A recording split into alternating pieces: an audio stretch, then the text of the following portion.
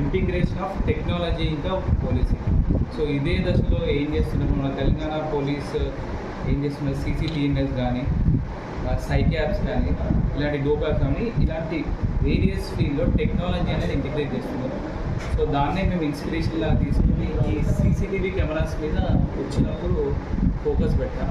So CCTV cameras వల్ల మనకి main advantage ఏంటంటే crime detection, at the same time crime prevention ఉంటుంది. So crime detection ఎలా ఉంటుందంటే మాకు ఇప్పుడు ఏదన్నా థెఫ్ట్ అయినా కానీ ఆర్ఎల్స్ ఒక అక్యూజ్డ్ ఈ వేలో ఈ పాత్రలో వెళ్ళారంటే మాకు ఇన్ఫర్మేషన్ తీసుకోవడానికి ఈజీ ఉంటుంది. మాకు ఇన్వెస్టిగేషన్ ప్రాసెస్లో అది ఎవిడెన్స్ అనేది మాకు స్ట్రాంగ్ అవుతుంది. At the same time crime prevention అనేది ఎలా ఉంటుందంటే వన్స్ అక్కడ CCTV కెమెరాస్ ఉన్నాయంటే ఆర్ మీరు పోలీస్ సర్వేలెన్స్లో ఉన్నారంటే ఎవరికైనా తప్పు చేయాలన్నా కానీ వాళ్ళకి ఒక డిటరెన్స్గా ఉంటుంది.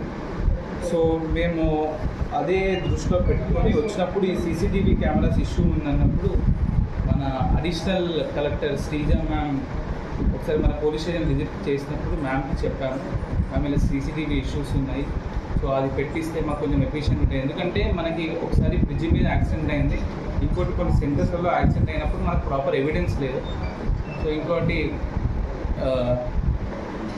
ర్యాష్ అండ్ నెగ్లిజెంట్ డ్రైవింగ్ కానీ ఇలాంటివి మనం ప్రూవ్ చేయాలంటే మనకి CCTV ఫుటేజ్ ద్వారా కోర్టు కూడా మనకి వాళ్ళకి కన్విక్షన్ వచ్చే హై ఛాన్సెస్ ఉంటాయి, ఎందుకంటే ప్రాపర్ ఎవిడెన్స్ ఉంటుంది. సో మ్యామ్ని రిక్వెస్ట్ చేస్తే మ్యామ్ మనకి లాస్ట్ మంత్ 4,30,000 వరకు శాంక్షన్ చేస్తారు మున్సిపాలిటీ నుండి.